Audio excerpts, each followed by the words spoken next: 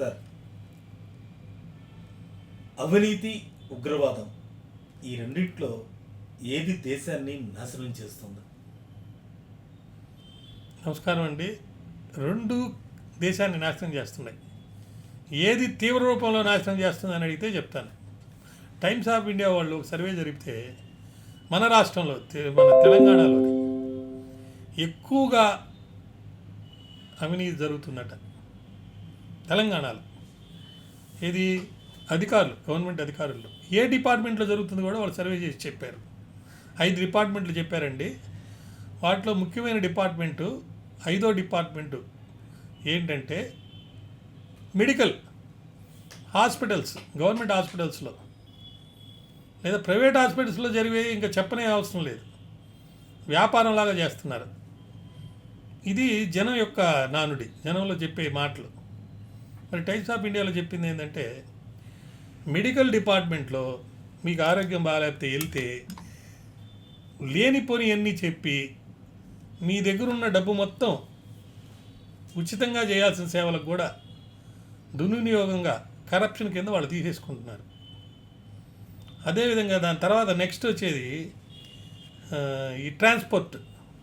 మీరు లైసెన్స్ల కోసం వెళ్ళినా, యాక్సిడెంట్ జరిగినప్పుడు కానీ, ఇన్సూరెన్స్ క్లెయిమ్లు చేసేటప్పుడు కానీ, ఎటు చూసినా కానీ ప్రతి దానికి లంచగొండితనం అనేది వచ్చేసింది. అది రెండోది. ఇక మూడోది కరెక్ట్గా చెప్పాలి అని అంటే నిజంగా ఎంత బాధ వేస్తుందంటే, పోలీసు వాళ్ళు 4వది అనుకోండి, రెవెన్యూ అనేది 5వది అనుకోండి.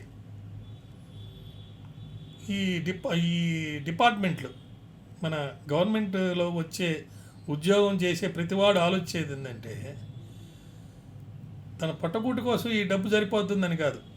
ఉద్యోగంలో చేరితే మనం ఎన్ని తప్పులు చేసినా, ఎన్ని దొంగతనాలు చేసినా, ఎన్ని అవినీతి చేసినా పట్టుకోరు. ఏదో విధంగా మనము ఖచ్చితంగా బాగా డబ్బు సంపాదించుకుంటాము అని ఒక ఆలోచనకి వచ్చేసారు. ఆ వచ్చిన దానివల్ల సమాజం కూడా దాన్ని అలాగే యాక్సెప్ట్ చేస్తూ ఉన్నట్టుగా మనకు అనిపిస్తుంది. ఎప్పుడో పట్టుకుంటే దొంగ అని, పట్టుకున్నప్పుడు ఏందండి, మీ అబ్బాయి ఏం చేస్తున్నాడంటే గవర్నమెంట్ ఉద్యోగం చేస్తున్నాడు, అదొక హోదా. కానీ గవర్నమెంట్లో నిజాయితీగా పనిచేస్తున్నాడని చెప్పుకోలేని పరిస్థితి. నిజాయితీగా పనిచేస్తే వాడికి ఏమొస్తుందండి? ఏం సంపాదించుకుంటాడు? ఏమీ సంపాదించుకోలేడు. మూడోది మున్సిపాలిటీసు, అర్బన్ డెవలప్మెంట్. వీటిల్లో ఎలా ఉందంటే మీ ఇల్లు కూలిపోయినా పర్వాలేదు, అది మీరు మీ స్థలంలో కట్టారా లేదా అనేది కూడా ఎవరు చూడటంలే. ఏదో ఒక రాంగ్ నెంబర్ వేసి అసెస్మెంట్ చేసి వాడు కన్స్ట్రక్షన్ ఎలా ఉన్నా కానీ క్వాలిటీ బాగుందా లేదా కూడా చూడకుండా పర్మిషన్లు ఇచ్చేస్తున్నారు. ఎంత తీవ్రమైన అవినీతి అంటే, ఒక బిల్డరు అన్ని పర్మిషన్లు తెచ్చుకునేదానికి ఒక ఫ్లోర్ అంతా కరప్షన్ కిందే పోతుంది. ఒక 10 ఫ్లోర్లు ఉంటే ఆ ఒక ఫ్లోర్లో అమ్మితే వచ్చే డబ్బంతా ఈ మున్సిపాలిటీకి, అర్బన్ డెవలప్మెంట్కి, రేరాకి, వీళ్ళందరికీ దాంట్లో పనిచేసే ఆఫీసర్లకి అవినీతి కింద డబ్బులు ఇచ్చేస్తున్నాడు. అంత సీరియస్గా ఉంది ఈ మున్సిపాలిటీ మరి అర్బన్ డెవలప్మెంట్ది. ఇంకా 4వది పోలీస్ డిపార్ట్మెంటు. దీని గురించి మనం చెప్పించుకోవాల్సిన అవసరం లేదు, చెప్పాల్సిన అవసరం లేదు. ఎందుకంటే ప్రతి వ్యక్తికి ప్రతిరోజు పోలీస్తో ఏదో విధంగా అటు ట్రాఫిక్ విషయాల్లో కానీ, లేకపోతే ట్రాఫిక్ పోయేటప్పుడు యాక్సిడెంట్లు అయినాయి అని కానీ, లేకపోతే ఎక్కడైనా లా అండ్ ఆర్డర్ ప్రాబ్లం వచ్చినప్పుడు కానీ, లేకపోతే ఇంట్లో దొంగతనం పెట్టినప్పుడు కానీ, మన ఇంట్లో వాళ్ళు మనల్ని కొట్టినప్పుడు. నిన్న 2 అన్నదమ్ముల మధ్యలో ఒక పెంపుడు కుక్క గురించి తగాదా వచ్చింది. తమ్ముడేమో ఈ పెంపుడు కుక్క ఉండాలంటాడు, నన్ను కాటేసింది అని అన్నపోయి కంప్లైంట్ ఇస్తే దాన్ని సీజ్ చేశారు. పోలీసు ఎంటర్ అయ్యారు, మున్సిపాలిటీ వాళ్ళు ఎంటర్ అయ్యారు. సో ఇటువంటి చిన్న చిన్న విషయాల్లో కూడా పోలీసు యొక్క ఇంటర్ఫియరెన్స్ అనేది ఉంది. కాబట్టి వాళ్ళకున్న పవర్ని బ్రిటిష్ కాలం నుంచి అదే సిస్టంలో వాళ్ళు ఇల్లీగల్గా చేసినా కానీ దాన్ని సమర్థిస్తున్నారు. ఎందుకంటే వాళ్ళకంటే మంచివాళ్ళు ఈ రౌడీలు, తీన్మార్ ఇద్దరి మధ్యలో ఏదో చేస్తారే, పంచాయతీ చేసే కోతి కథ ఉంది.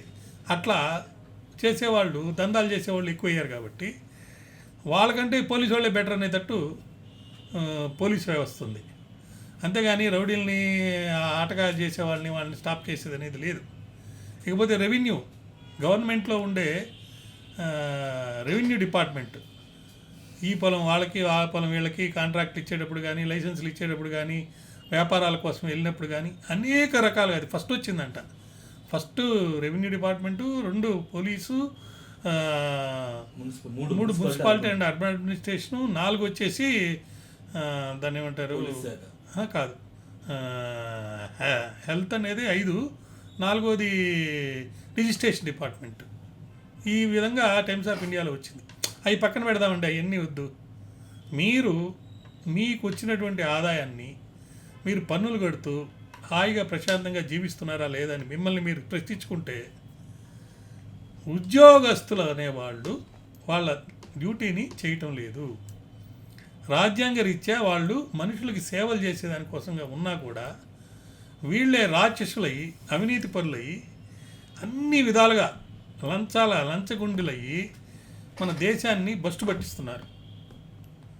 వీళ్ళ వల్లనే దేశ పురోగతి మరి జరగటం లేదు. కానీ ఉగ్రవాదం అనేది ఇంకా ఇబ్బందికరం. కానీ ఉగ్రవాదం వేరే దేశస్తులు కానీ, లేకపోతే కొన్ని మతాలు ఇతర మతాల మీద కానీ చేసే ఒక యుద్ధం, ఇల్లీగల్గా చేసేది ఇది.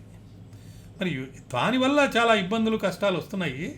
దానివల్ల దేశ ఆర్థిక వృద్ధి కూడా నష్టం జరుగుతుంది. కానీ ఉగ్రవాదం కంటే ఎక్కువైంది మరి కరప్షన్. ఈ కరప్షన్ని మనం ప్రారదోలాలంటే, అది లేకుండా చేయాలంటే ప్రతి ఒక్క వ్యక్తి ఇంట్లో కూడా మరి ఖచ్చితంగా ఒక పద్ధతి ప్రకారం పిల్లలకి దేశభక్తి, మరి పరులకి త్యాగం, పరుల కోసం సమయాన్ని, డబ్బుని త్యాగం చేసే ఒక మంచితనాన్ని వాళ్ళకి నేర్పాలి. మీకు ఒక కథ చెప్తాను. ఒక ఒక ఒక వ్యాపారి అంట దొంగ బియ్యంతో వ్యాపారం చేసి కొన్నాడంట, సంపాదించాడంట. ఇంట్లో కూడా దొంగ బియ్యం పెట్టాడంట. ఒక సాధువు ఆ ఇంటికి భోజనానికి వచ్చాడంట. భోజనానికి వచ్చేటప్పటికే ఆ సాధువుకి ఆ అన్నం పెట్టేటప్పుడు బంగారు పళ్ళెంలో అన్నం పెట్టాడంట. ఆ బంగారు పళ్ళెంలో అన్నం తిన్న తర్వాత ఆ సాధువు వెళ్ళిపోయాడు. తర్వాత చూస్తే బంగారు పళ్ళెం కనపడటం లేదంట. కొంతకాలం తర్వాత ఆ సాధువే తిరిగి వచ్చి, అయ్యా నేను బంగారు పళ్ళాన్ని దొంగలు ఇచ్చాను, మీరు తీసుకోండి అని వెనక్కిచ్చి, బాబు మీరు పెట్టిన అన్నం ఏంటి అని అడిగాడంట. వాడు నిజాయితీగా చెప్పాడంట, నేను దొంగలించిన బియ్యంతో తయారైన అన్నం నీకు పెట్టాను, అది ఆ అన్నం తిన్నందువల్లనే నాకు దొంగ బుద్ధి వచ్చింది బాబు, నీ అన్నంలో ఏదో దోషం ఉంది, దొంగలించి పోయానని దొంగలించిన బియ్యంతో మీకు అన్నం పెట్టానని చెప్పి వాడు ఒప్పుకున్నాడంట, వ్యాపారి. కాబట్టి నీతి లేని మనిషికి, నిజాయితీ లేని మనిషికి, పారదర్శక లేని మనిషికి శాంతి అనేది ఉండదు. అటువంటి జీవితానికి అర్థమే లేదు. కాబట్టి ఏదైతే ఉద్యోగాలు చేస్తున్నారో వీళ్ళందరూ కూడా దయ ఉంచి మీ పంచేంద్రియాలని కొంచెం కంట్రోల్ చేసుకోండి. అలా కంట్రోల్ చేసుకొని మానవ దశ నుంచి దివ్య మానవ దశకి మీరు వెళ్ళాలి. అలా వెళ్ళాలంటే, అలా ఎదగాలంటే అదే మన మానవ జాతి పరమార్థం. కాబట్టి తప్పకుండా మీరు మీ యొక్క అభిరుచులను కానీ, ఆశలను కానీ, కోరికలను కానీ కొంచెం కంట్రోల్ చేసుకోవాలి. ఎలాగంటే మీ స్థూల సూక్ష్మ శరీరాలు, ఇంద్రియ మనోబుద్ధులు ఆత్మ వికాసానికి దారిదీపాలు. కాబట్టి వాటి మీద గత సంస్కారాలు కూడా ఉంటాయి. కాబట్టి ప్రస్తుత జీవితానికి అవి పునాదిరాళ్ళు. కాబట్టి మీరేం చేయాలి, మంచి ఆలోచనలు, మంచి పనులు చేస్తూ తప్పుడు ఆలోచనలు హింసను పురుగొలుపుతాయి. కాబట్టి మనసు ఆలోచనల కర్మాగారం. కాబట్టి మీ మనసులో వచ్చే ఆలోచనల్లో వచ్చేటువంటి విషయాల్ని ఒక కన్నేసి, కలికాలంలో మంచి చెడు మీలోనే ఉంది కాబట్టి ఏదైనా తప్పుడు ఆలోచనలు వస్తే వాటిని దూరం చేయండి. మరి ముఖ్యంగా ఉద్యోగస్తులు, భగవంతుడు మీకు ఏదో అవకాశం ఇచ్చాడు, ఆ అవకాశాన్ని సద్వినియోగం చేసుకొని అందరికీ త్యాగంతో, మంచితోటి మీకు ఇచ్చే జీతాన్ని మీరు సరిపెట్టుకుంటూ, మీరు తినే ఆహారం న్యాయబద్ధంగా ఉంది అని చెప్పి మీరు అనుకొని అలా చేస్తే, మరి అసత్యాన్ని, అధర్మాన్ని వ్యర్థ పదార్థాల బయటికి పంపించేస్తే ఖచ్చితంగా దేశాభివృద్ధి జరుగుతుంది. మీరు తప్పు చేయరు, అవినీతి అనేది ఉండదు. కాబట్టి అన్నాన్ని బట్టే ఆలోచన ఉంటుందని తెలుసుకోండి. ప్రశాంతమైన మనసుతో ఇతరులకి నిజమైన మానవ సేవ మీరు చెయ్యాలి, చేస్తారని నేను ఆశిస్తున్నాను. గుడిలో పూజారి దేవుడి దైవేద్యాన్ని ప్రసాదంగా భక్తులందరికీ ఇస్తాడు. అది దాన్ని మనం శ్రద్ధగా కళ్ళకద్దుకొని తింటాం. ఎందుకు? అది ఒక పద్ధతిగా, నిజాయితీగా, మంచిగా ఆ పూజారి అలా చేసి మనకు ఇచ్చాడు కాబట్టి. భగవన్నామస్మరణ చేస్తూ సంతర్పణలు, సమారాధనలు చేయడం అనేది యజ్ఞోత్సవ సమానం.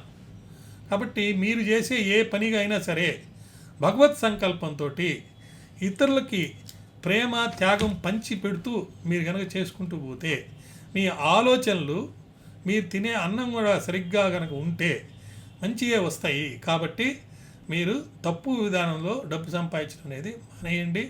అవినీతి చాలా రూట్ కాజ్. అవినీతే వల్లే దేశం బాగా ఇబ్బంది పడుతుంది.